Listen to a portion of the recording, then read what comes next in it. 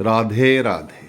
आज हम चर्चा करेंगे जीवन सार्थक कैसे बने। जीवन का जो उद्देश्य हमारे जन्म लेने का वो किस प्रकार से पूर्ण हो, बिना किसी आडंबर के, बिना किसी दिखावे के।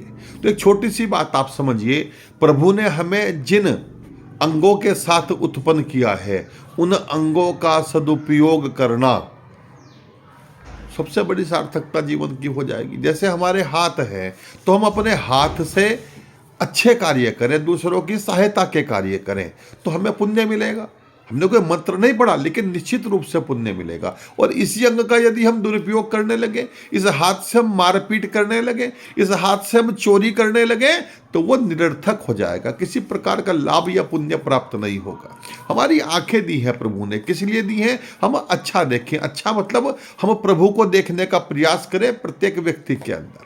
हमारी जब कल्पनाएं अच्छी होंगी, हमारी जब सोच अच्छी होगी तो हमें हर ओर अच्छा ही दिखाई देगा। हम बुरा देखें नहीं, बुरा देखेंगे नहीं तो बुरा चिंतन नहीं होगा, हमारी सोच में बुरा नहीं होगा तो उसका निश्चित लाभ मिलेगा। इसी प्रकार हमारे शरीर में जितने भी प्रकार के अंग हैं हम सबका सदुपयोग करें, मन से, वाणी से, वचन से, तो देखिए आप कितना अच्छा होगा। आप कान से बुरा नहीं सुने, आप जिह्वा से बुरा कहे नहीं, जिह्वा का आप दुरुपयोग ना करें तो निश्चित लाभ होगा। आप कान से बुरा सुने नहीं, यानी कि आप निंदा सुनने के आदि ना हो, आप जिह्वा से किसी को बुरा कहने के, किसी की निंदा करने के आदि ना हो। देख लेना जीवन सफल हो जाएगा, सार्थक हो जाएगा। और हाँ, बहुत से विवादों से आप बच जाएंगे, बहुत से विवादों से। कई बार हम अकारण ही किसी की निंदा करने लगते हैं। आप देख लीजिए, इतने नेता या इतने बहुत लोग हमारे समाज में हैं जो हमारे आदर्श बन जाते हैं, तो कुछ उसके पक्ष में हो जाएंगे, कुछ उसके विपक्ष में हो जाएंगे, और तर्कहीन पक्ष विपक्ष होगा, तथ्यात्मक बातें नहीं होंगी। इसी प्रकार से हमारे हाथ है। हमने एक चोर से पूछा एक बार, जीवन में हमारे पास आया था कि मैं प्रायश्चित है, मुझे दुख है। हमने कहा क्यों चोरी करते हो? तो उसने कहा जी मैं अपने बच्चों का पेट पालता हूँ और कोई साधन नहीं। हमने पूछा जो चोरी नहीं करते क्या उनके बच्चों का पालन पोषण नहीं होता? क्या वो भोजन नहीं करते? क्या वो घर में नहीं रहते? उसने कहा जी रहते हैं। तो हमने कहा फिर भाई कहाँ लिखा कि आप चोरी करके ऐसा कर सकते हैं?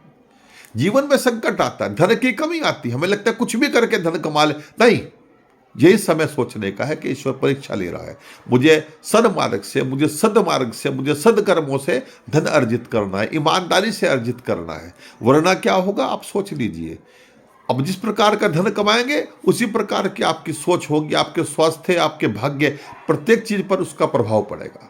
और वैसे भी सभी धर्म कहते हैं कि अच्छे कर्म करें। तो जब सभी धर्मों का निष्कर्ष यह है कि अच्छे कर्म करें तो क्यों बुरे कर्म की ओर चले? आप मुझे बताइए, क्या करेंगे? कुछ रुपया और ज्यादा जोड़ लेंगे, क्या करेंगे भाई?